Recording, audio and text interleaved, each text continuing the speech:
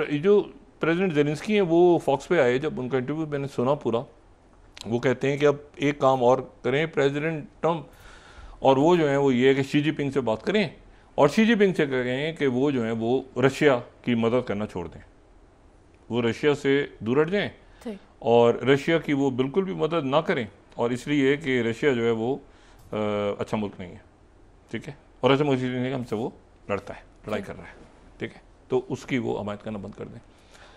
लेकिन मसला ये है कि ये तो कुछ अजीब सी बात हो गई, क्योंकि ये तो यूरोप के मुल्कों की तरफ से तो इस वक्त बहुत शादियाने बजने चाहिए थे कि उनका मौक़िफ़ तस्लीम हो गया। वो अभी तक कुछ समझ नहीं पाया इसको कि ये जो है ये अच्छा, प्रेसिडेंट मैक्रों के साथ जो मीटिंग हुई तो भी उन्होंने प्रेसिडेंट ट्रंप, उसमें भी ज़्यादा गज़ा पे बात हुई, लेकिन इस पर भी बात हुई, यूक्रेन पे भी बात हुई, तो वो भी बात सारी हो गई। जो मैसेज था उन्होंने सोशल ट्रुथ पे डाल दिया, लेकिन उसमें तो सारा ये है कि नेटो और पेपर टाइगर और यूक्रेन जो है वो जाके लड़े और वो अपनी जगह वापस ले ले और असला ले। इसमें कहीं ये तो है नहीं कि अमेरिकन ट्रूप जाएंगी और जाके लड़ेंगी और ऐसे होगा और हम वेपन इस्तेमाल करेंगे, इजाज़त होगी उनको अमेरिकन वेपन इस्तेमाल करने की, डिटेल्स तो है नहीं। तो ये यहाँ पर दुनिया फंस गई आके, ये प्रेसिडेंट ट्रंप ने क्या पेपर टाइगर कह दिए। अच्छा, ये वही प्रेसिडेंट पुतिन है, इस दिन में रखें कि जिनसे ये था कि मुलाकात अभी प्रीमियर शी जिनपिंग की भी शायद वहाँ पे हो जाए, तो ये भी पहुँचेंगे वहाँ पे एपेक इजलास में, प्रेसिडेंट ट्रंप की तरफ से ओके हो गया उसमें। साउथ कोरिया में जो होना है तो वहाँ पे मैंने आपसे कहा ना कि ये एपेक बड़ा इंपॉर्टेंट है, वहाँ साउथ कोरिया भी शायद, साउथ कोरिया में तो हो रहा है लेकिन नॉर्थ कोरिया के भी शायद रहनुमा आ जाएँ, शी जिनपिंग से भी मुलाकात तय हो रही है, पुतिन भी वहाँ पर पहुँचेंगे, वो बड़ा इंपॉर्टेंट फोरम है, एशिया पैसिफिक इकोनॉमिक कॉरपोरेशन जो है। तो बहरहाल ये अब एक अजीब सा मामला है कि ये जो है ये क्या कहा है प्रेसिडेंट ट्रंप ने, क्या कह दिया है कि लड़ो, या ये कहा है कि नहीं लड़ो, ठीक है ना। तो ये अभी एक मामला अपनी जगह फंसा हुआ है। उसके साथ ही आज जनाब एक और इतला आ गई, और वो इतला आ गई कि चाइना के जो उनके जो हैंग यांग 9 उनके जो कार्गो जहाज़ हैं, कार्गो जहाज़, वो क्रीमिया की सेवस्तोपोल जो बंदरगाह है वो वहाँ पर ये सैटेलाइट ट्रैकिंग करके मगरबी जो अदारे हैं उनकी तरफ से कि ये जो हैंग यांग है ये अगर फोर्थ में देखें तो ये इस्तांबुल से ये चल के, यानी चल से मुराद यानी जहाज़ तैर के ये जो है ये नोवरिस्टिक तक पहुंचा पहले, और फिर ब्लैक सी में, और फिर उसके बाद जो है ये दूसरे मरहले पे ये जो है ये आगे जाके ये सेवस्तोपोल की बंदरगाह पे ये पहुंच गया। अच्छा, सेवस्तोपोल की जो बंदरगाह है ये बंदरगाह है क्रीमिया में, ठीक है, क्रीमिया में सेवस्तोपोल की बंदरगाह। अच्छा, और वहाँ पर ये जहाज़ जो है ये पहुँचा, और ये जहन में रखें कि ये वो बंदरगाह है जिसके ऊपर जो है वो 2014 से आलमी पाबंदियाँ लगी हैं। ये जो बहरी जहाज़ हैं ये इसको अगर इसकी जो ट्रैकिंग हो रही है तो ये क्रीमिया के सेवस्तोपोल की जो ये जो ब्लैक सी, ये बड़ा पुराना शहर, तारीखी शहर है सेवस्तोपोल, और ये जो है ये क्रीमिया 2014 के बाद ज़ाहिर है क्रीमिया चला गया, और ये बड़ा तारीखी शहर, और ये जो शहर है ये मतलब ये जो बड़ी जंगें होती रही हैं यहाँ पे ऑटोमन्स की, या उससे पहले रोमन्स जब यहाँ पर आए, और बैजेंटेनियंस और सारा, तो उसमें ये जो बंदरगाह है ये पुराना कदीम शहर है, ये ब्लैक सी बहर अस्वद का। कह रहे वहाँ पर चाइना के कार्गो जो हैं पहली दफ़ा वो, और वो आए कहाँ से, वो इस्तांबुल से आए, इस्तांबुल से वो आए, और उससे पहले वो अलेक्जेंड्रिया पे, वो जो इजिप्ट, ठीक है, चाइना के जो कार्गो प्लेन्स हैं वो यहाँ पे पहुँचे हुए हैं जनाब क्रीमिया पे। ये कह रहे हैं कि क्रीमिया जो है वो उसको और बाकी इलाकों को तो नहीं, उन्होंने कहा 3.5 साल की बात की तो ये 4 इलाकों की बात हुई, क्रीमिया का मेरे ख्याल से जिक्र नहीं हुआ, प्रेसिडेंट ट्रंप की गुफ्तगू से कहीं इशारा भी नहीं मिला।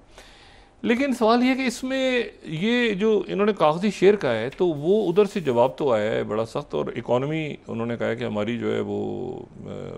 वो भी बता देंगे आपको कि कैसी इकॉनमी है, और दूसरी बात ये है कि उस पर हम जो जब रिएक्ट करेंगे तो हम जो है वो रिएक्ट करेंगे। अच्छा, ये बाकायदा यूक्रेन की तरफ से, अगर मैं इंटरफैक्स यूक्रेन का 13th,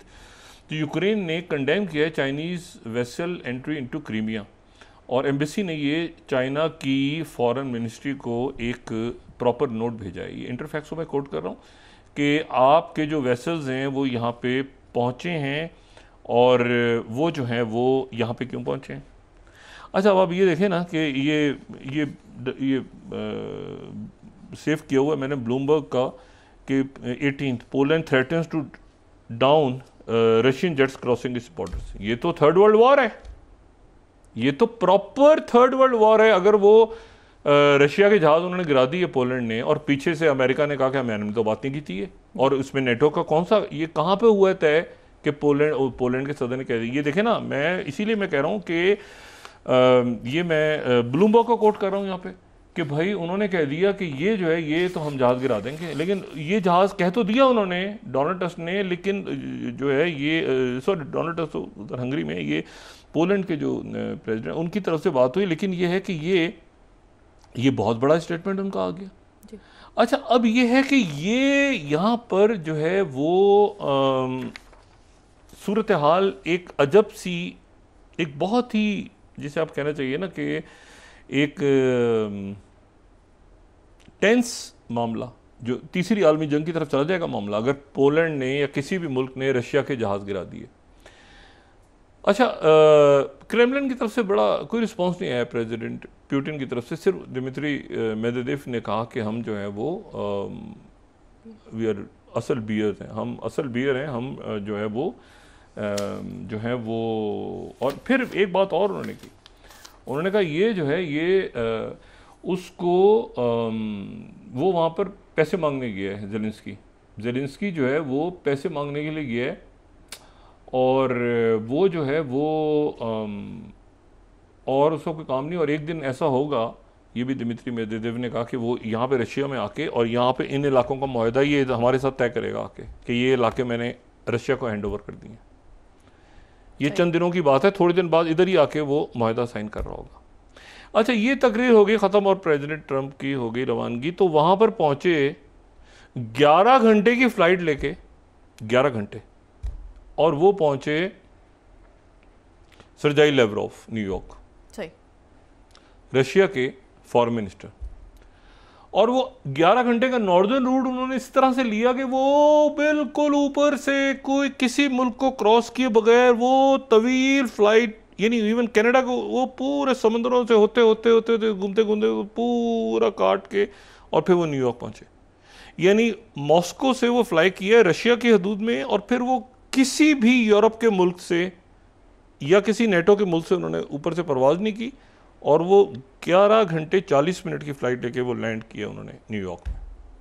और वो न्यूयॉर्क पहुँचे। अच्छा, तो ये एक पहले तो ये मामला हो गया, बड़ा अजीब सा हो गया।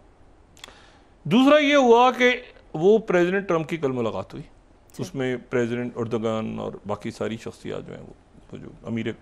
कतर और बाकी सारे लोग मौजूद, शहबाज शरीफ साहब मौजूद थे उसमें, और उसमें जो है वो किंग ऑफ जॉर्डन भी थे, बाकी लोग भी थे। और उसके बाद फिर उस मुलाकात का कोई एलामिया नहीं आया सामने, लेकिन यह है कि उस मुलाकात में इतलात ये हैं कि एक और उन्होंने जब मैक्रों के साथ बैठे हुए तो उन्होंने कहा मैं तो इसराइल के साथ हूँ, प्रेसिडेंट ट्रंप ने कहा मैं इसराइल के साथ हूँ, ठीक है ना। और एक हमारा जो है वो अभी इसमें सारे प्लेयर्स यहाँ पे मौजूद हैं, स्टेक होल्डर्स मौजूद हैं, लेकिन एक जो है वो स्टेक होल्डर नहीं है, और इसराइल है। नेतन्याहू जो है वो आजकल में रवाना हो जाएगा, तो वो क्योंकि उसकी 29 तारीख को जो है वो तकरीर है, और फिर उसने ट्रंप से मिलना भी है। जब ये बाहर सारे निकले तो लोगों ने कहा कि भाई आप बताएं, सवालों का जवाब दें, कोई एलामिया भी नहीं आया, लेकिन सिर्फ उसमें जो किसी ने कोई उसमें बात नहीं की, एलामिया आया भी नहीं, उस मुलाकात का एलामिया भी नहीं आया, जो कि अरब और अरब ममालिक के साथ, और तुर्की भी था और पाकिस्तान भी था। तो उसमें जो है वो एक कॉम्प्रिहेंसिव प्लान पेश किया है प्रेसिडेंट ट्रंप ने गालिबन। और वो कॉम्प्रिहेंसिव प्लान जो है, लेकिन वो कॉम्प्रिहेंसिव प्लान जो है वो जंगबंदी का है। इन्होंने कहा ना कि मैं गजा की जंग ख़त्म करनी होगी सारी, वो कहीं दो रियासती हल की तरफ और मुस्तकिल किसी पायदार हल की तरफ जाता हुआ नज़र नहीं आ रहा। वो सिर्फ ये है कि गजा के अंदर जंगबंदी हो जाए। अब वो अल्टीमेटली वो जब पेश होता है तो पेश होता है, वो इससे पहले भी बहुत सारे प्लान्स, लेकिन एक प्लान उन्होंने कॉम्प्रिहेंसिव प्लान पेश किया है इन रहनुमाओं को। तो प्रेसिडेंट उर्दगन ने वहाँ पे कहा कि मैं इसका एक अलामी आ जाएगा, इस मुलाकात का एक अलामी आ जाएगा, वरना ये कि ट्रंप से मेरी जो मुलाकात हो रही है तो उस मुलाकात के बाद तो अलामी आएगा ही। तो वो, लेकिन वो जो प्लान पेश हुआ है उसके खदो खाल में क्या ये वो प्लान है जो टोनी ब्लेयर का कुछ प्लान था? तो उसमें अब कुछ हद तक चीज़ें ऊपर नीचे हो गई हैं। उसमें यह है कि गाज़ा की एक इंटरनेशनल ट्रांजिशन अथॉरिटी बनेगी, उसके अंदर जो 10 मेंबर्स होंगे, उसका पे एक CEO होगा, एक बोर्ड होगा, उसमें सारे फ़लस्तीनी होंगे, फ़लस्तीन के ही लोग होंगे, उसमें आलमी अदारे, यूनाइटेड नेशंस, एक अरब मुल्कों की, इस्लामी मुल्कों की फ़ौज होगी। और ये वो है जो न्यूयॉर्क डिक्लेरेशन के अंदर सारी बातें हैं और ये न्यूयॉर्क डिक्लेरेशन, मैं सिर्फ आपको एक बात बताऊँ, न्यूयॉर्क डिक्लेरेशन होने से पहले तमाम अरब ममालिक और तमाम यूरोपीय ममालिक, तमाम ममालिक, उन्होंने ट्रंप इंतज़ामिया से के लोगों से ये बात की थी कि हम न्यूयॉर्क डिक्लेरेशन करने जा रहे हैं। तो उनकी तरफ से कहा गया था कि आप ये करें और फिर प्रेसिडेंट ट्रंप इसको बाद में इसको ओके कर देंगे। ये न्यूयॉर्क डिक्लेरेशन, आई रिपीट, ये प्रेसिडेंट ट्रंप की मर्जी से हुआ है, ये प्रेसिडेंट ट्रंप की मर्जी से हुआ है। लेकिन उसके बाद ये हुआ कि वो प्रेसिडेंट ट्रंप जब ये उन्होंने पेश करके सारा कर, उन्होंने कहा मैं तो इसराइल के साथ खड़ा हूं और दो रियासती हल की तो बात नहीं हुई। ये ऑन बोर्ड लेके स्टीव विथ को ये जुलाई से फिर इसमें टोनी ब्लेयर आते रहे, जाते रहे, मुलाकातें होती रही हमास के दरमियान में। वो इसराइल ने अटैक, उनको पता है, इसराइल को पता है कि ये ज़ेलेंस्की वाली है। अब उसने ये देखा है ना कि अभी तक सीज़फायर नहीं हुआ, तो वो अभी अटैक कर दिए उन्होंने वहाँ पर। और जो एक ही हॉस्पिटल वहाँ पे जो गाजी अस्पताल है, हॉस्पिटल आखिरी जहाँ पे थोड़ी सी दवाइयाँ हैं और दरमियान में एड खुल गई थी ना, ट्रक जा रहे थे,